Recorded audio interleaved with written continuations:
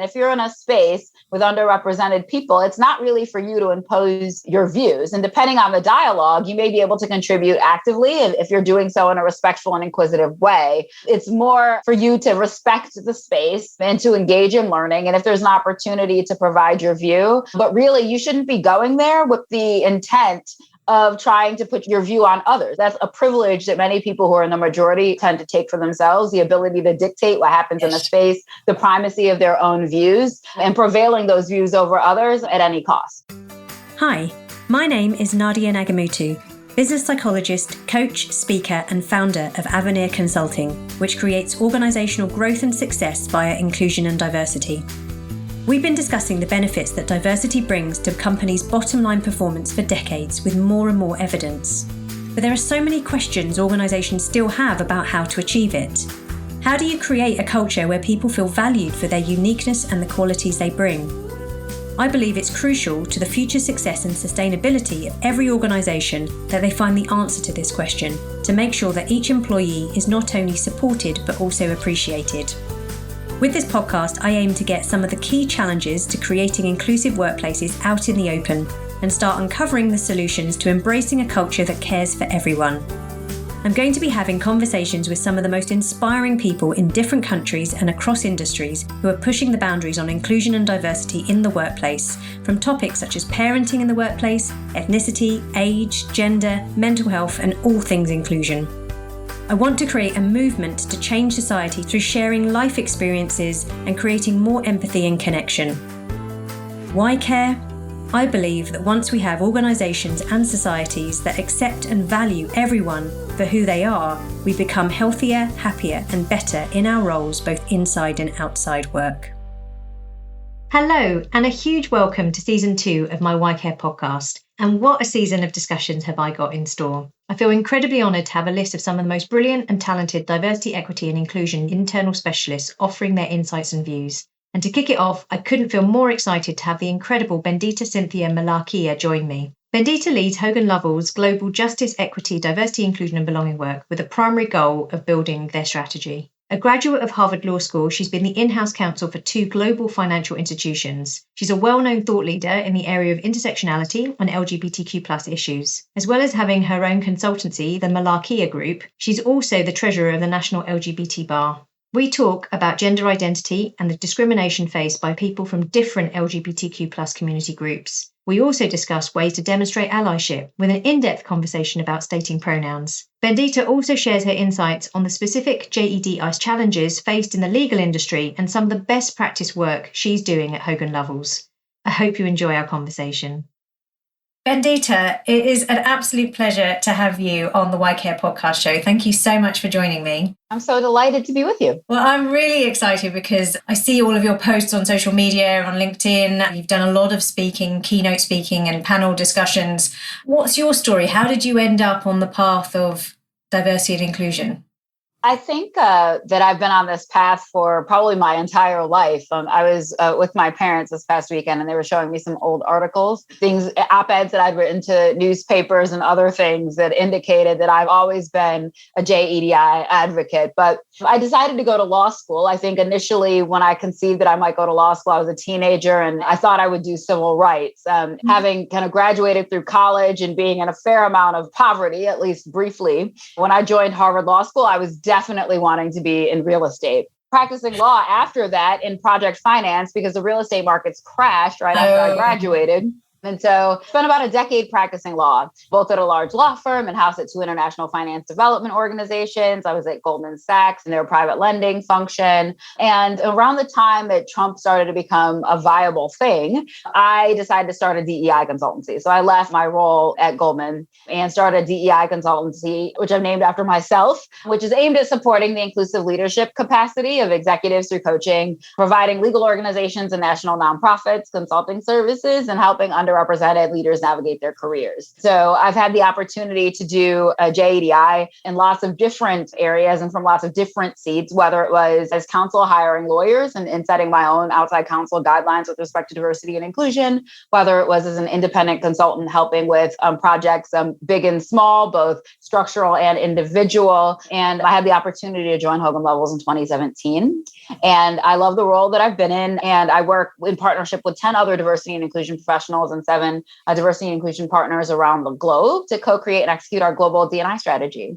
So I love what we're doing. I love what we get to do. I love that we are inspiring, investing, including kind of every single day. I mean, I feel like I've been made for this. I'm really glad to be here. What a journey. And just to be clear, JDEI, you're saying justice. JEDI, yeah, Just Equity, Diversity, and Inclusion. It's an acronym that helps me remember among all the other millions of acronyms. More importantly, I do think prioritizing justice, I think, is the ultimate goal. And I don't think in many workplaces, including many large law firms, that's where we are yet. That's where you're at the level of trying to dismantle and recreate whole systems in order to account or kind of create a new world that centers identity and has all sorts of different people in mind. I think right now, we've been doing a good job with diversity, maybe not a good job with results, but at least with focus. And inclusion, I think, has become increasingly top of mind for people as they kind of figure out their strategy. Equity is a little bit at the cutting edge, and that's kind of where I push us to go as an organization, and I push my clients to go. What are the strategic investments that we are making to make sure that we are having the outcomes that we seek? But justice is a step beyond that. That's where liberation comes. That's where we're really reimagining the whole way that we're doing everything. So in the context of a law firm, it might be, should we be taking a look at this partnership structure entirely? Is this partnership structure serving the needs of our population? And we're nowhere close to being there yet. But being an aspirational, hopeful, ambitious person, I put it right there at the beginning in the hope that we'll get there soon. I love that. It really resonates with me because there's something that's quite daunting and almost feels like the impossible task of breaking the system. And what you're talking about with the justice, is breaking the system, actually just starting from really looking at every piece of the process of the system, how it's structured, and bringing it back to its foundations, and maybe even digging a bit deeper than that. And for sure, certainly the organizations I'm working with, even talking about inclusion and what that means and how to be an inclusive leader and what that means for themselves, their self-awareness, breaking down their own view of the world and being able and open to see things in a different way. That already is a challenge. Absolutely a challenge. And I do think that what I've seen is an interesting kind of tension between inclusion, diversity, and equity. And I'm starting to find that inclusion is actually the area where most people are starting to be able to get along once they understand it. Mm-hmm. And some of it is a little bit perverse, right? I mean, it's the idea that every single person ought to feel like they belong, they are able to contribute, and that they've got an opportunity to succeed. And sometimes I find that inclusion is used as a means of trying to prioritize individuals other than historically marginalized folks and a way to undercut diversity. So we can do inclusion without making sure that we've got representation in the context of our organizations. And I've also seen it pitched against equity, right? And equity can be challenging for people conceptually because there is a little bit of tension between equity and equality, such that if we treat every single person equally, if we overlay an equal process over an inequitable system, we will continue to produce inequitable results. And that's a realization that we all have to recognize. If we truly care about equity, if we truly care about JEDI overall, we may need to make specific investments in certain individuals or build certain structures that are targeted towards specific individuals to ensure that our outcomes at the end are equitable. So it's not just inputs that matter, it's also outputs. And we need to analyze it from both perspectives and figure out what's the strategy that's going to best serve what our JEDI ambitions are as an organization. Yeah, tall order. So you've got a few more years left in your career to sort that out. It'll be done next week, and then I'll figure out what the next action item is. Wow. Well, I know that you've got a particular lens on LGBTQ+. I know that's an area that you support with the National Bar as well. I guess I'm curious because this is an area that, I hold my hand, I know less about with regards to diversity characteristics and the community. And I have many conversations when I'm facilitating sessions, workshops, where they start getting frustrated almost. It's like, I don't know what's the right thing to say. Even the label seems to change. How are people identifying? I don't even know what these things mean anymore. How can sexuality be so many different things? It's particularly if they come from a certain generation or belief system where it is very much binary.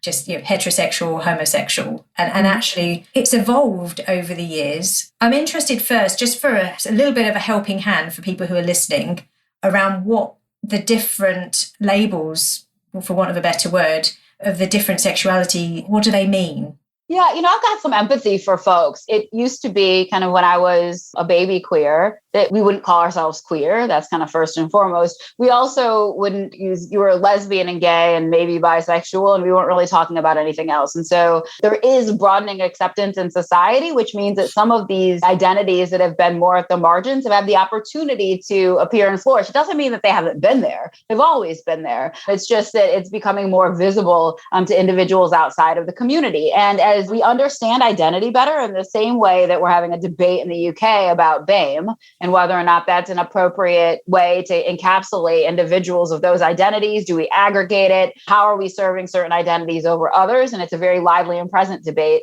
Is the same way that we have to have a proper discussion related to the LGBTQ plus community. The longest acronym that I've heard for the community is LGBTQIAAP 2S. And that stands for lesbian, gay, bisexual, trans, queer, questioning, intersex, asexual, allies, pansexual, and two-spirited. Two-spirited. Okay, so this is... And it's more of an indigenous conception in the US. And so it's about indigenous kind of the idea that individuals have multiple spirits in their body. And there are lots of indigenous communities around the globe, but I've only really heard in kind of Polynesian culture and US culture kind of direct references to two-spirited, but I'm sure I'm probably missing some or an alternative reference for those folks. I find that it's a good default to kind of stick with LGBTQ or LGBTQ plus, but I'm not the person that designates necessarily a right or wrong. The most important thing is to kind of try to understand the community that you're with and understand how they identify, right? We need to be centering people. That's what identity is all about. It's not about our own individual comfort. So for instance, when I was in the second grade, I had a teacher that called me Brenda. And my name is Bendita. And they got lazy because they'd never heard of a Bendita before. And it doesn't make it right just because it's easier for you, right? And so we all need to kind of try to make sure that we're respecting people's individual identities. And so in turn, a lesbian is a self-identified woman that has a romantic and or sexual orientation to other women. And that's where that interest lies. And gay historically kind of referred to the community overall, which from a language perspective centered men's identity. But now it tends to refer to a self-identified man that has a romantic and or sexual orientation to other men. Okay. I do recognize that in some jurisdictions like the UK, some people prefer to use the term gay woman. And so if that's how people want to refer, in the same way that I get to choose what my name is and what my nickname is the same way that they get to choose how they identify. I would never call myself a gay woman. Okay. In part because I don't identify that way. I identify as a Black queer woman or a Black bisexual woman, one or the other. Okay. Bisexual refers to an individual of any gender that has a romantic and or sexual orientation to men and women. There are some people that believe, in particular in the community, that bisexuality reinforces the gender binary and is not trans inclusive. But I don't receive it that way. And I find that there's kind of fluidity among people that are called kind of bi plus individuals and pansexual communities. But some others disagree. And so just like any community, as in with respect to race and ethnicity, people who have kind of are multiracial sometimes pick a particular race and they don't necessarily identify with all of their underlying races or vice versa, right? Sure. And people get to decide who they are. Just to pause there for a second then on bisexual, because I'm just remember the article that you wrote for Inclusion at Work last year, which was talking specifically about biphobia. With regards to that, what do you see as the distinction in how people who are bisexual get treated compared to those who are gay or lesbian? I've written a little bit about this, but there isn't a ton of scholarship on it. And that's part of the problem. People don't necessarily believe that bisexuality exists. And so bisexual people experience a variety of myths and misperceptions. For instance, it's been found that people think that bisexual individuals are flaky and indecisive. They find their relationships to be a joke. They often characterize it as a passing phase between identities, such as heterosexuality and homosexuality, rather as an identity in and of itself. It's often construed as something that happens to you, in particular when you're a woman in college, and that men can never be bisexual, which is also incorrect and is also kind of a reassertion of misogyny. Yes. This idea that if you're tainted with some form of kind of womanness in the way that we kind of stereotype people, that somehow you opt out of manhood. And that's another level of misogyny. And on a societal level, bisexual people come out at work less than lesbians and gays do. They experience more housing instability. They have more instances of domestic violence. They tend to have less health insurance in countries where health insurance is something that you have to pay for. And they have less employment stability than lesbians and gays do. And so even though it's a community that tends to be overlooked, in particular when they are in opposite sex relationships, because people just decide you're no longer bisexual or a sexual orientation minority. In those particular cases, oftentimes the oppression against them is insidious and it's hidden, and people tend to think it's a joke more than others. I feel quite angry, I suppose, when I'm listening to you and I hear that minimization of people's reality and just kind of going, well, something or you're something else, but you clearly can't decide. So therefore, you've just labeled yourself bisexual. I think others like what's easiest for them, right? And so it's like, oh, it's too hard. Like, how do I put you in the world? How do I decide who you are, right? Because our entire world is gendered. I mean, if you tend to sit down to dinner at most restaurants with a person of the opposite gender, the individual that appears to have a gender expression that aligns with a masculine gender identity will likely be seeing the check before the other person. It happens to me all the time with me and my husband. And I'm perfectly fine with that. If you're with me, take the check. But that may not necessarily be the way that somebody's relationship is constructed, or maybe they're splitting it, or when it undermines the role of women. It also can put men in an uncomfortable position where they're forced or required to live up to certain stereotypes or objectives that they may not have anticipated. And so these biases aren't necessarily great for anyone. No, absolutely. There's fear, isn't there? A lot of it is, I feel, of any sort of hate crimes or bias, or it's fueled by fear of the unknown. Is I don't understand you. I don't understand, and I don't believe that what you're saying you are exists. It's not part of my world. It's challenging to overcome. I feel sad that there are so many people, gay, lesbian, bisexual, any who don't conform to being heterosexual, the majority characteristic in this particular instance, have to hide who they are. And there's so many stories in the media. In the UK, not that long ago, that we have a TV presenter here called Philip Schofield, and that was massive. He was a public figure, children's TV presenter, married, all of the sort of wrapped around this ideal kind of scenario of who this person is. And then all of a sudden comes out much later in his life around his sexuality and that he's gay. And that saddens me that the world is such that people feel oppressed and that they would be so judged for who they are that they can't be their true selves. Yeah, it's interesting because in a lot of large organizations, we try to push people to come out and we try to push people to identify who they are, right? Because we want to support them, right? We've got a global Pride Plus network that has 1,300 folks and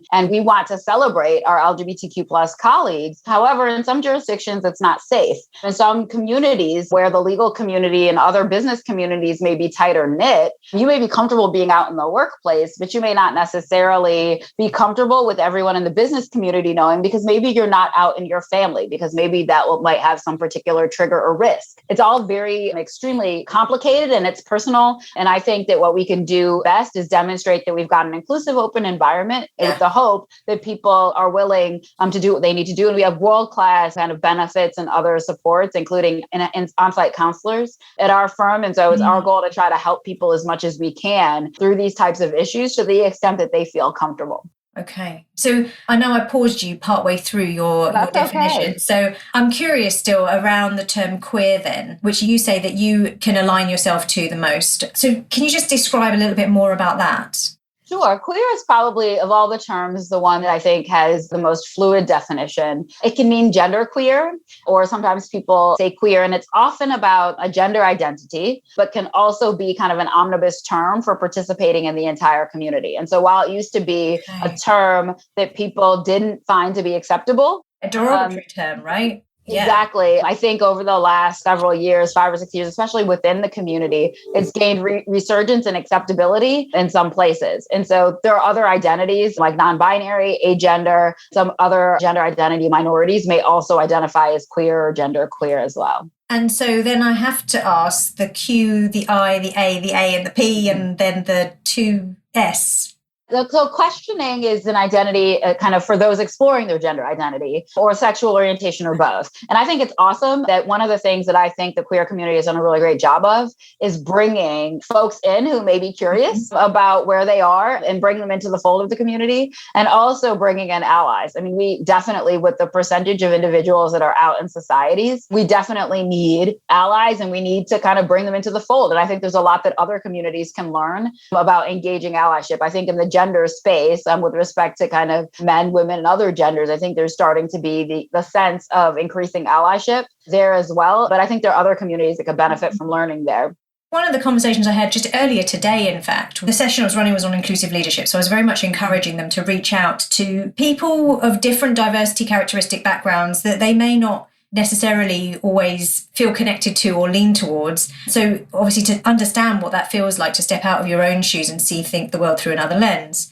And their main concern was around, firstly, not being genuine in that. So just kind of, I'd really like to know about you because I don't know anyone who's gay, that sort of thing. And it being a bit false and but also around feeling like they wouldn't be able to offer their own beliefs or views, that it would be very much wanting to go into a community to learn about that community's views and perceptions, and feeling like, what if it jars with their own beliefs? What do they then do with that? Is it that they then just need to accept everything of this community and let go of their own beliefs? So there was all of those sorts of conversations. I'm just interested in your views on that. Sure. I mean, I think allyship is incredibly important. And I think learning about other communities is also important. But there's a way to do it that's not exploitative, and that's not about kind of showing up and looking at people as if they're in a zoo. Between the US and the UK, I think there's some tension about the validity of reverse mentoring and that sort of thing. In particular, it's much more popular in the UK, where we have individuals of various identities and diversities, especially marginalized ones, who are partnered with more senior individuals that may not be underrepresented for mutual engagement and learning. But the question is sometimes, in particular from the US perspective, why are we leveraging kind of the harms or the negative experiences that people of this particular identity have, especially those who are more junior, just for the edification of these more senior people? There are lots of ways to learn about things. There's Google, which we do for everything we don't know, right? I mean, I see something on television, I'm like, oh, there's instant lipo in 10 minutes. Let me Google that, right? I mean, I don't necessarily go and find people that were fat yesterday and are skinny today and be like, did you do this 10-minute lipo,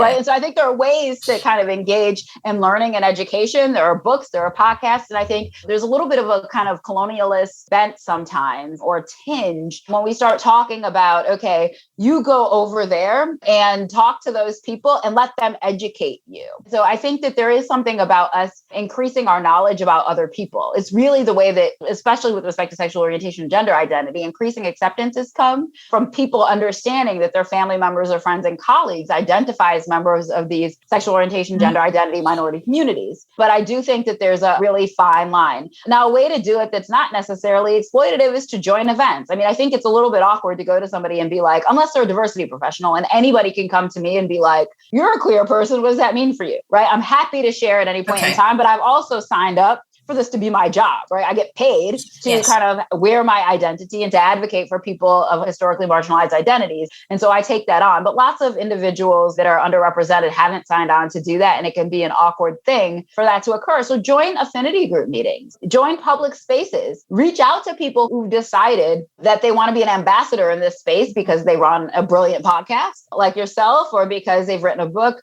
or because they've decided to be a public figure with respect to these identity issues. But it's a little bit awkward because it's awkward. And it doesn't mean that people have to, even when you get in those spaces, that you don't have to kind of let go of your views. I mean, your views wouldn't be values if they were so easily released or kind of swayed or moved. But what it does mean is having a willingness and openness and suspending beliefs. And that's not a space that's yours. So I do think the way that you behave in a space is really important. And if you're in a space with underrepresented people, it's not really for you to impose your views. And depending on the dialogue, you may be able to contribute actively if you're doing so in a respectful and inquisitive way. It's more for you to respect the space and to engage in learning. And if there's an opportunity to provide your view, but really you shouldn't be going there with the intent of trying to put your view on others. That's a privilege that many people who are in the majority tend to take for themselves, the ability to dictate what happens in a space, the primacy of their own views, and prevailing those views over others at any cost.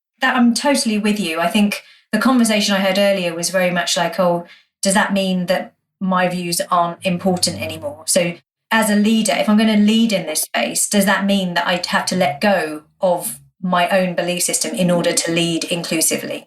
Yeah, and it's not the case at all, right? But we know that for those that are used to privilege, oppression, equality feels like oppression. And so even just the idea that we're decentering their particular perspective, value, idea, all of a sudden they feel like they're losing everything. When I sit in conversations in lots of spaces with lots of organizations who are at different stages of the journey, and I hear all sorts of things that decenter my identity, and nobody would ever expect, except for by virtue of my role, that I would have anything to say about that, right? And so there's just a sense about kind of checking our privilege where we can and understanding privilege is hard, right? It's like bias. You don't really know you have it until somebody points it out. And so it's being open to that input and that feedback.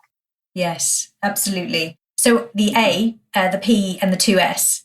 I think trans people tend to know what that is. It's changing. It's identifying with the gender that you identify with rather than your sex assigned at birth. And cisgender is an alignment of the sex assigned at birth and your gender identity. Intersex is kind of a gender identity encapsulating those that have any number of variants of physiological or physical markers that blend sexes and genders. And so the outdated term that we shouldn't use anymore for this is hermaphrodite. And other people use other derogatory terms that elevate here. But to be intersex is to be as common as having red hair biologically. And that's an interesting thing for people to realize and understand. Asexual means that an individual does not identify as having a particular sexual orientation or desire towards other individuals. And an agender person is a person that doesn't identify as having a particular gender. And while agender folks can often identify as non-binary, often those that are non-binary are relatively fluid along the spectrum rather than agender folks who do not identify with a gender at all. Pansexual is an individual that has a sexual and a romantic orientation towards all genders, sexual orientations, and sexualities. Okay. So it's specifically and decidedly trans-inclusive. It was a term that was kind of created to fight what some of the people thought was wrong with kind of inherently like bisexuality. And as I mentioned, it's a little bit of a contention within the community. But often individuals that are pansexual will be aggregated into a broader bi plus community if people talk about kind of a bi plus community. Yeah. And 2S is two-spirited. It often is attributed to Indigenous folks who identify as having multiple energies and spirits within them. Even though it's called two-spirited, it tends to be described as being on a spectrum.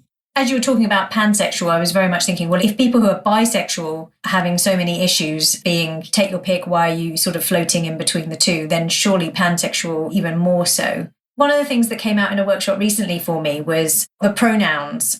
Should individuals feel like they have to now put their pronoun after their name in their email signature or what have you? And in order to make people feel like it's okay, no matter what gender identity or sexuality you have, it's fine by me. It's almost like waving the flag and saying, I'm cool with it because this is who I am. But there was a whole conversation around why should I feel like I have to do that? There's a minority of people who don't necessarily align to some of the broader terms like heterosexual or lesbian or gay. Why should I have to say where I stand just to make other people feel comfortable? So this was an interesting conversation. I just bring to you to hear your wisdom on it. No one has to do anything. I know people who are amazing allies who demonstrate to me their allyship every single day, and I've never seen them identify their pronouns after their name. But pronoun identification is really important to members of the queer community because it's a way, without knowing somebody individually, to know that that individual tends to be supportive of the LGBTQ plus community. And so to the extent that you've got teammates, colleagues, or direct reports that you want to send a signal to, it's an easy way without having that conversation to do it, especially in a Zoom-related era. I do think, though, that it's a really complicated question about whether or not you choose to add them or not. For instance, if you work in a global jurisdiction and you work with others in certain jurisdictions that do not necessarily recognize homosexuality or members of the queer community and maybe even potentially criminalize it, you can sometimes end up into challenges with clients and others. What happens if you're in a particular jurisdiction? Let's say I have my pronouns and then I go to a jurisdiction that criminalizes queer status, queer identity, and I'm in that jurisdiction. Now, people in that jurisdiction that I work with know something about me, right? Oftentimes people assume or presume that, especially in more conservative jurisdictions, that you are queer, some form of queer by virtue of including your pronouns, even though in certain jurisdictions like the US, UK, continental Europe, other places, it's really just a mark of allyship. Exactly. So you could be in the community or an ally. Yeah. But if people take it the wrong way, or if people kind of infer the wrong thing, you can end up in particular work circumstances, have ended up in some really kind of interesting situations because people I worked with knew that identified as being bisexual or queer. And we were in countries that require you to report other people that you know are queer. And there's criminalization for people that don't report. And so what do you do in these circumstances? And so I happened to have a conversation with the team before we left and traveled to that particular country and said, look, I know what the law is, and I've always been very open about who I am. Mm-hmm. If any single individual who's traveling on the team does not feel comfortable with me going, like for me, my personal view was I'm not going to put you in that particular. Okay. So other queer people, they may not have chosen to do that. They may have said, well, if other people have an issue with it, they can choose not to go, right? I chose a different direction. Okay. And to that team's credit, every last person said, no, we know who you are and we're perfectly comfortable with traveling with you. We'll take what comes. So that put an additional level of kind of worry on my shoulders with respect to that particular, because I'm so used to being open. I have an incredibly supportive family with respect to my identity and out in every workplace that I've been in. And so it put a burden, but I was really honored that everyone showed up for me. And if any one of those people didn't have their pronouns behind their name, I wouldn't be fussed about it because I know that they demonstrated their allyship. Oh, that's beautifully put. And I hear that. There is a signal for maybe, people you don't know, if you see them email or on LinkedIn, that you can kind of just initially just gauge their allyship. But actually what really matters are the people around you and their actions and their behavior and how they demonstrate it on a day-to-day basis. Absolutely. After we had a talk and he said, what are some easy allyship tips? And one of them was, if you feel comfortable, include your pronouns in various spaces on LinkedIn, your email signature. And they actually ended up reconnecting with an individual they had lost touch with on LinkedIn because they added their pronouns. That individual said, look, I've been struggling with a couple of things. I didn't know who I could talk to, but you're in the same area of law that I'm in. And I saw that you included your gender pronouns. So I knew that you were open and accepting, right? And so it does make a difference. What I'm saying is no one should feel like they have to do one particular thing. But what I do personally feel like each of us has a responsibility to do is be an effective ally to individuals that have less privilege than we do. I do think that that's an affirmative responsibility, and it doesn't necessarily have to look or appear in a particular form. I think it's always good to challenge ourselves individually about, why does this particular form make me uncomfortable? I think that individual interrogation is really important. In fact, all of the work that we do at Avenir very much starts at self-interrogation, self-awareness, better understanding yourself, what emotionally evokes you, and where does that belief system come from? And that's the only place that you can start in when you're working in this space. So is there anything particular that's very distinct around the work that needs to be done in the JDEI space? Sure. Underrepresented lawyers exist in a conservative industry, and it's driven in some jurisdictions, at least, by precedent, right? And so that means that in the law, we tend to follow what happened before.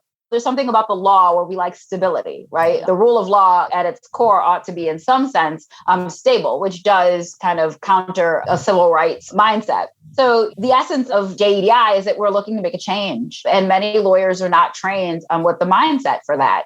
And so additionally, legal professionals are selling their command over their mental acuity. And so until you believe that you have implicit bias and that it may be inadvertently governing your decision making and driving outcomes, you won't be able to take the necessary steps to mitigate bias. And so some lawyers believe that this admission with respect to implicit bias, which is scientifically proven, undercuts kind of the core of being able to do their job. And so I think the last thing that I'll mention is that many lawyers believe in their own success, and that believing that they have privilege means that their own success, it might be called into question or invalidated. And so that's a really hard pill to swallow for so many people who've worked really hard to get there where they are, regardless of their backgrounds, regardless of whether or not they identify with one of these socially or historically marginalized groups. You said a lot there in terms of the industry, what's typical, the type of people that tend to work in that industry, but also from a legal perspective, how intangible implicit bias is, and therefore how do you argue against it or for it? Or I'm not a lawyer, so I don't know all these legal terms, but essentially because it's so intangible, it makes it really challenging to navigate in your industry. Okay. 1,000%. So I'm intrigued then. So how does Hogan Lovells approach JDEI? Sure. We extricated our JEDI function to be separate from our people team reporting directly to the CEO. And so that was a structural change that was meant to accelerate our pace of change. And so we've got 5 pillars that drive our global plan.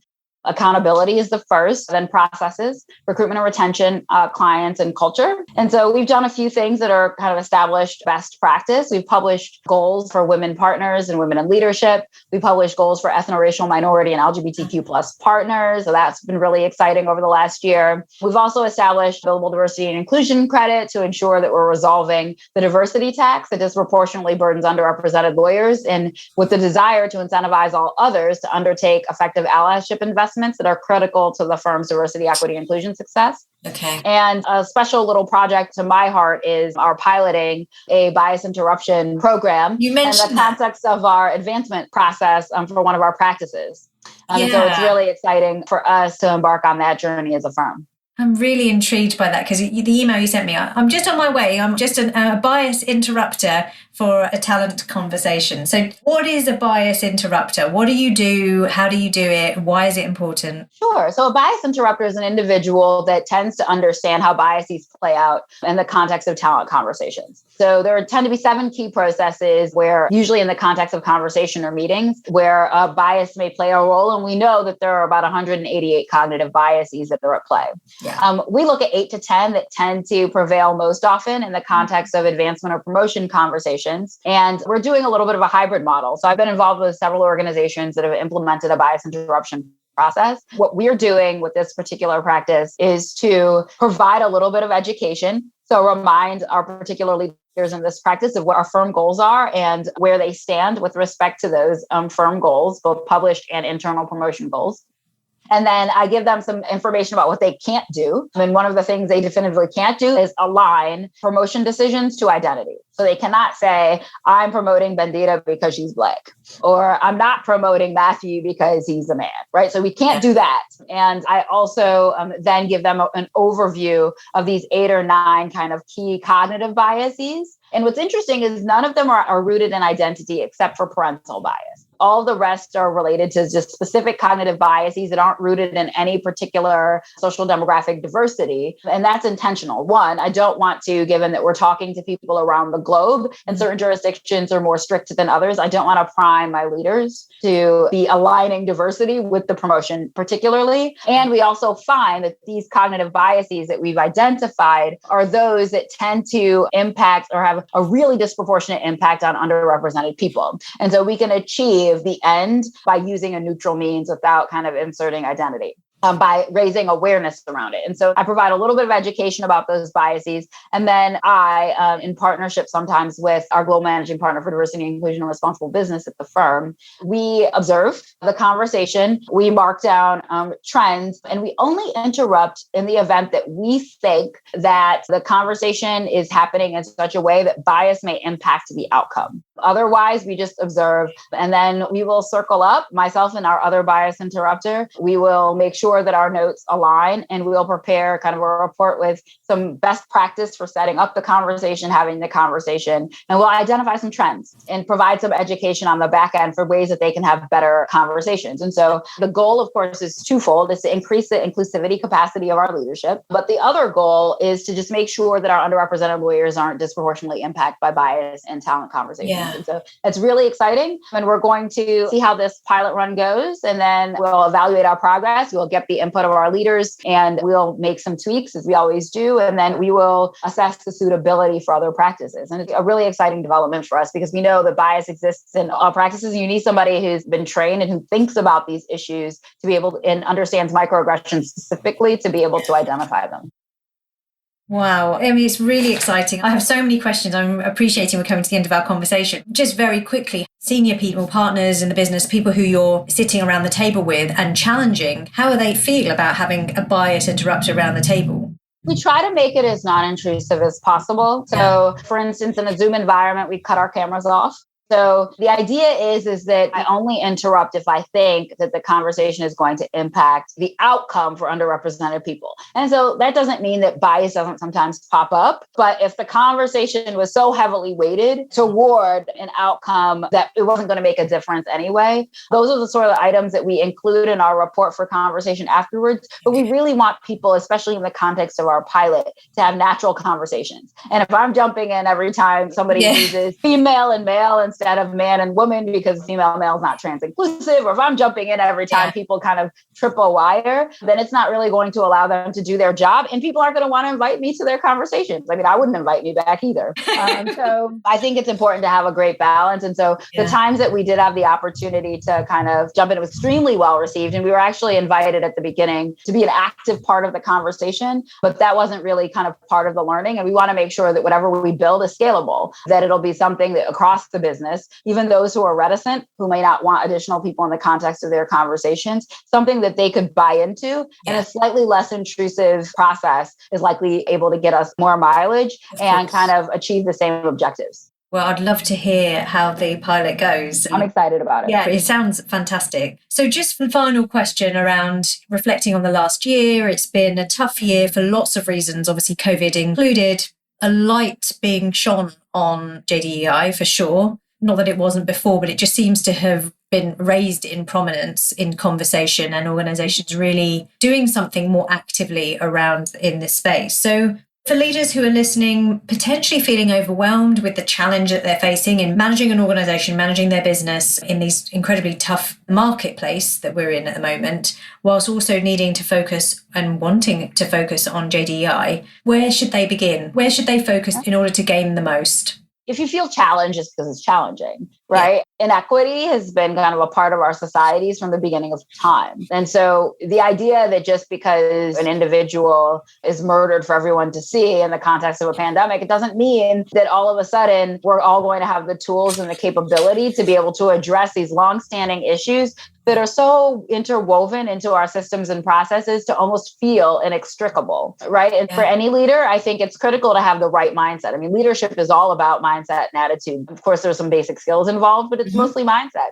And so I encourage leaders to lead with empathy, humility, and vulnerability. And I think it's critical, including for yourself as a leader. So you got to be kind to yourself. You have to be your own advocate. You've got to understand what you need. You've got to be able to understand that if this is truly a strategic priority, you wouldn't deem anything else a true strategic priority without putting money behind it, specific measurable goals, and staff and resource, right? You'd be willing to make structural, fundamental change. And so you have to have the same mindset here too. You've got to know where you need to grow and be honest about it. I mean, what so many people, I think, would probably want to hear in the context of this conversation is the first thing you need to do is an audit on your numbers. And the second thing you need to do is to have, focus group in the, and I have empathy for that because we're all looking for kind of the fix. But I really think that right before you get there, right before you get involved in any piece of the kind of tactical piece of the work or even the strategic thinking, you need to get your own mindset together. You need to know what your own biases are. Go and take a few implicit bias tests, disagree with the results, take it 2 or 3 more times. It'll validate it. And then read some things, start having conversations, join spaces that make you uncomfortable, strategically and thoughtfully share who you are and what you believe to bring others along and to align your vision. This is the vulnerability piece. This is the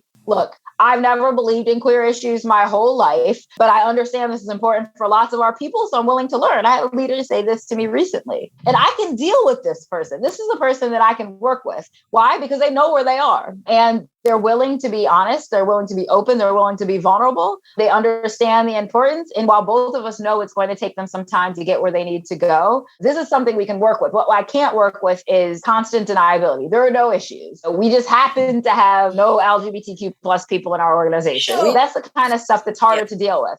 Do this and understand that inclusion means everyone, including you. And people need to stay in the game. We need to stay in the deep end. That's where the growth happens. And that's where we really make change. Love that. Stay in the game, stay in the deep end. Brilliant. Bendita, if people are interested in hearing more about yourself and the work that you're doing, how can they get hold of you? Sure. So many think I live on LinkedIn. So you can find me there. www.linkedin.com/in/Bendita. I've got a website, benditamalakia.com. You can find me on the Hogan Lovells website, and my office email address is there. And so I tend to be pretty responsive. If I haven't responded to you in a couple of days, it means I will never respond to you. So feel free to email back, email again. I'm not shy. I ask lots of others, and I expect others to ask lots of me. That's really why we're here with one another. Indeed. So amazing. It's just brilliant to speak to you. If you're interested in anything about what we've spoken today, then there's going to be more links on the show notes page on the AvenirConsultingServices.com website under podcasts. Bendita, it's been an absolute pleasure. I wish we had longer to speak. Thank you so much for your time, for your energy, for your passion in this area, for all the work that you're doing, and for sharing your insights. So really appreciate it. Thank you so much for having me. It was delightful. And I look forward to following you and your great work in the JEDI space. Oh, thank you. That concludes episode 11 of the Why Care podcast. I got so much out of that discussion, in particular, the value of understanding the different gender identities. Do let Bendita and I know what you thought of today's show. You can find me on LinkedIn and Twitter with the handle @NadiaNagamutu. As always, I really appreciate your support of this podcast through leaving a review on whatever platform you're listening and spreading the word by sharing it with friends and family. Huge thanks, as always, to Mauro Kenji for editing this podcast and to John Rice for supporting with the show notes and getting it out there on social media.